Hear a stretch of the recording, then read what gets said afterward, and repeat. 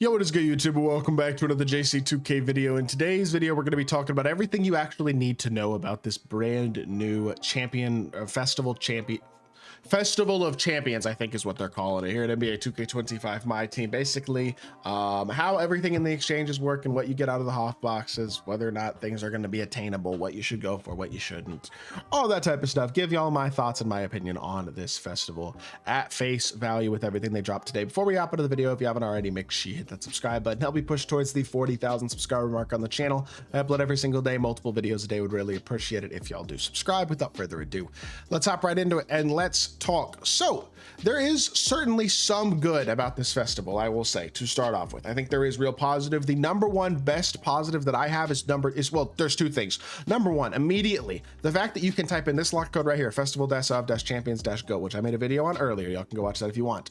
To get a free goat event piece is a huge W, because that means immediately you can get 24 out of the 30 dark matter pieces needed for dark matter Cedric Maxwell. You can get 24 of the 25 needed for Richard Jefferson, and you can automatically get like 6 of the first pieces for these 100 overalls. Now, to be totally honest with y'all, Ibaka's just not necessary, especially if you have like Tim Duncan, Willis Reed, Miles Turner. That's not a card you need. MPJ is really good, but I don't know if he's that game changing either. I think he's good, but he's probably like borderline attainable, borderline not in this festival. I think the dark matters are going to be your main guys, especially Cedric Maxwell, Richard Jefferson. And so you can get very close to those guys. Plus, obviously you have pieces where you could use them for the free 10 box, which should be down here somewhere. I guess I'm missing the 10 box. I must have missed it. There's 10 box, there's legend badges and things like that that you can also redeem pieces for. Here's this 10 box right here. The legend badges aren't showing up, but 4 Galaxy Opal pieces for a 10 box right there. Not bad at all. And there should be legend badges, but they're not popping up right now. So hopefully 2K. I think that's just like a visual glitch that happens with those legend badges sometimes. So there they are, they're back.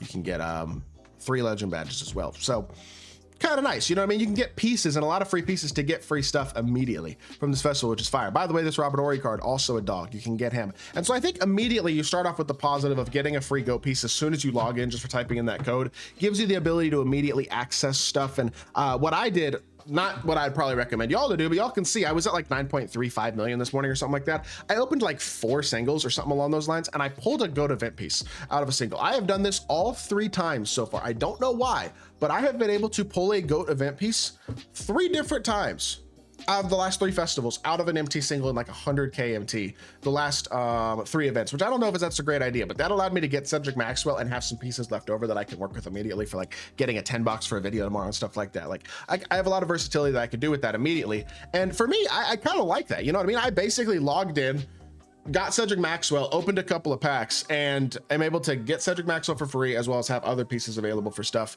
immediately. And so I think that's kind of cool. Now, that being said, the HOF box itself is still kind of a scam. You're getting 100 overall. That's not great. It's not even an option pack or something, and it's not even an equal chance pack. So like, I'm good on that. A double 99 plus pack, sure, whatever. I don't care. It's not that exciting to be in all honesty there either. 299s, certainly not exciting. A dark matter Phil Jackson or an event option pack, which you can take the event card, obviously, and then 10 legend badges, 10 HOF badges, and another goat piece. So you get 2 goat pieces, 10 legends, 10 HOFs, 100 overall, and like 499s on average. And maybe you'll pull 200 overalls. It is possible to pull an invincible, although it's not super likely, but I have seen it happen. It does sometimes happen.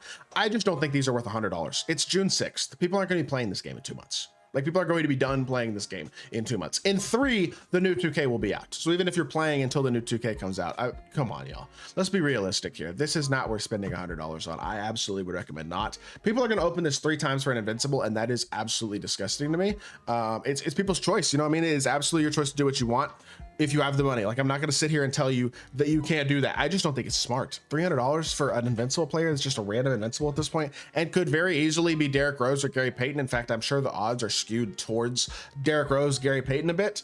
Like, there's other invincibles that aren't that elite at this point too, to be totally honest. Like, Kawhi's not insane. Vince is good. Magic's good, but those guys aren't game breaking. Steph is another one you could pull today. I just realized there's another short point guard now.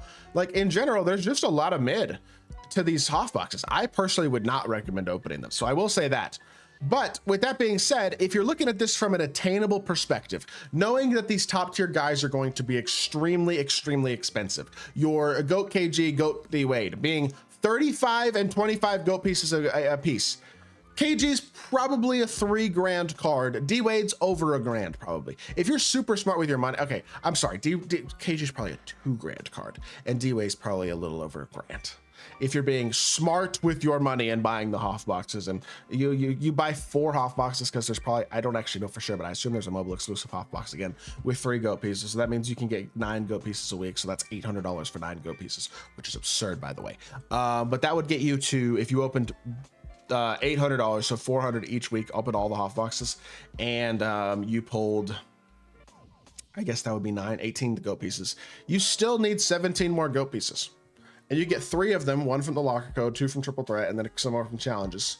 If you do all the challenges, say that's another 5. That's 23 goat pieces for $800 and completing all the challenges. That's almost D-Wade. So for probably about $1,000 you can get D-Wade. KG is probably closer because you're gonna need 10 more after that from 25. He's probably gonna, because getting those 10 is gonna take you another $1,000 of singles. He's probably $2,000. KG's $2,000. D-Wade's $1,000.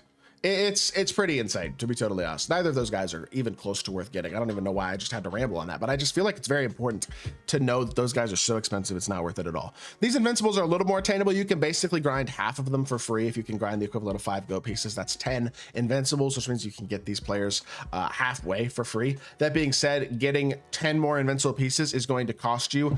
It took me 2.5 million MT of singles to get 11 invincible pieces. So unless there is a player here that you just absolutely desperately want and you have a lot of leftover MT that you can just throw away on packs to get stuff, then I personally would probably not go for these guys as well, because it's going to cost you a few $100s. You know what I mean? Even if you open the mobile exclusive HOF box both weeks, you're gonna have to open another HOF box both weeks too, just to guarantee yourself enough pieces from packs. It's another $400 basically. So you could grind all the challenges and spend $400 and get Dave Cowens. It's probably the most efficient way you can do it, or spend a bunch of MT to get Cowens, JRs, or Paul Pierce. That's not worth $400. It's insane. You know what I'm saying?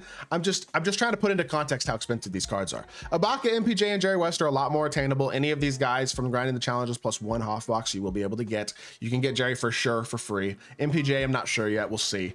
If they drop extra challenges, maybe you'll be able to, but I don't think so as of right now. Ibaka probably not, but again, kind of close. That being said, Ibaka is not really better than Miles Turner, Tim Duncan, guys like that already that people have. And then MPJ is like, he's great, yeah, but there's a Tyrus Thomas last festival. Robert Ory's right here. Vladrad's also 6'10" small forward. You can buy off the auction house. This Horry card's legitimately good. Like, I don't think the 100 overalls are really worth it this festival. Cedric Maxwell, Richard Jefferson, like I said, absolutely are. And then Derek Fisher, Robert Ory, Danny Green are. The ability to get the free 10 bucks and those legend badges, that's worth getting. This Tyson Chandler, Jason Terry duo looks like fun, but probably not that elite. Outside of that, I mean, you can go ahead and get the diamond players if you want them for salary cap or anything like that. Same thing with the pink diamonds if any of them catch your eye, because they're all very cheap, very attainable. You got a Mike Miller, Shane Battier duo, which is okay. A Rodman Kukoc duo, which again is okay, but neither of those duos I think are particularly game changing. You have a Ray Allen, Tony Allen gameplay. I'm going to be totally honest with y'all, not exciting for this duo, because 100 overall Ray Allen and Tony, like, do I really care about that? No. I don't know. It's just, it's go for the player or two that you want from the attainable players, and then just get the 10 bucks, get the legend badges, exchange the rest of it into shoes or takeovers or badges or something. I don't know. Kind of up to you at that point, but that's what this festival is. It's basically just what the other ones were, the last few festivals have been, in terms of being kind of money grabs. That there's positive about them for people who aren't spending money, but it's not a massive amount of positive, you know what I mean? And I don't think these players are must-have. As good as they are, especially KG, like, they're not must-have guys. They're not better than the cards we really already currently have. Even KG, the best card from today's drop, is probably not really better than Giannis or Pettit. So it just kind of is what it is, you know what I mean? That being said, that is gonna do it for the video. I hope y'all did enjoy. If you did, make sure you hit that like button, leave a comment, and subscribe. I'll be back with more 2K content very, very soon, and I appreciate y'all. Peace.